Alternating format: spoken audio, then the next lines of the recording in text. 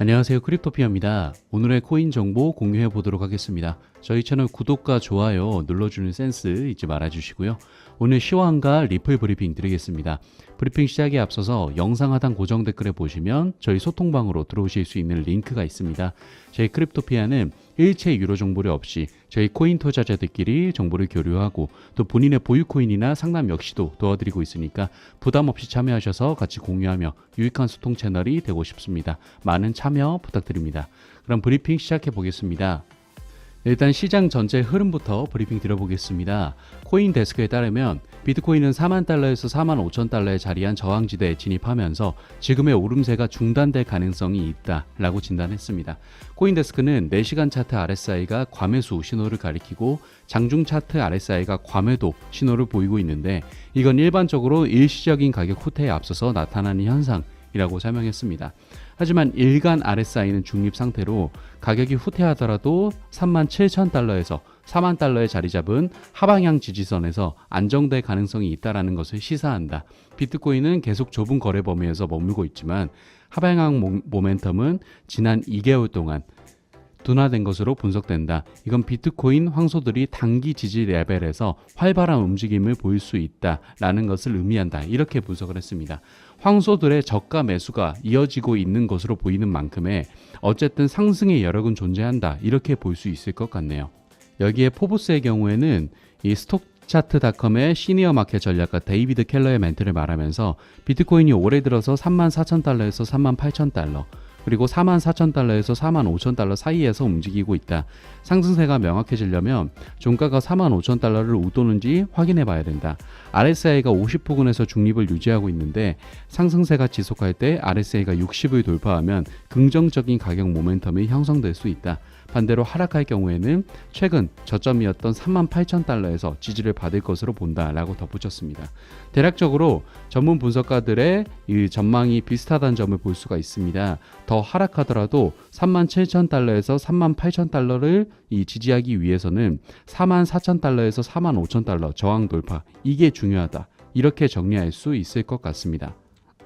거기에 이 계속되고 있는 러시아 우크라이나 전쟁 여파로 원유 또한 가격이 상승하고 있습니다. 일단 아랍에미리트가 오펙 13개의 회원국과 비회원 산유국 10개국을 포함한 오펙 플러스에 빠른 추가 증산을 요청할 것이다. 이렇게 말하면서 국제 유가가 10% 넘게 급락했습니다. 근데 급락했어도 115달러 수준이었습니다.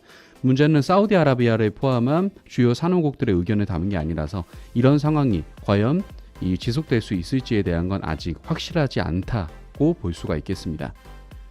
이런 문제 때문에 유가가 폭락 후에 안정세를 찾는 듯한 모습을 보이면서도 글로벌 투자 은행들은 유가 폭등을 경고하고 있는 상황이죠. 골드만삭스는 최고 에너지 위기 가운데 하나가 될 수 있다면서 올해의 브렌트유 전망을 98달러에서 135달러로 2023년 전망은 105달러에서 115달러로 올렸습니다.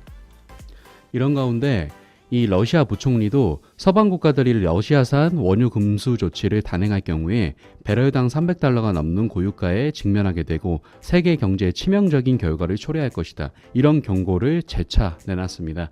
이런 가운데 미국 하원은 러시아산 원유 금수 법안을 초당적으로 처리하면서 러시아 제재에 대한 수위 또한 높이고 있습니다. 전쟁 합의는 계속 무산되고 있고 에너지 리스크 또한 커지고 있기 때문에 불안감이 지속되고 있는 상황입니다.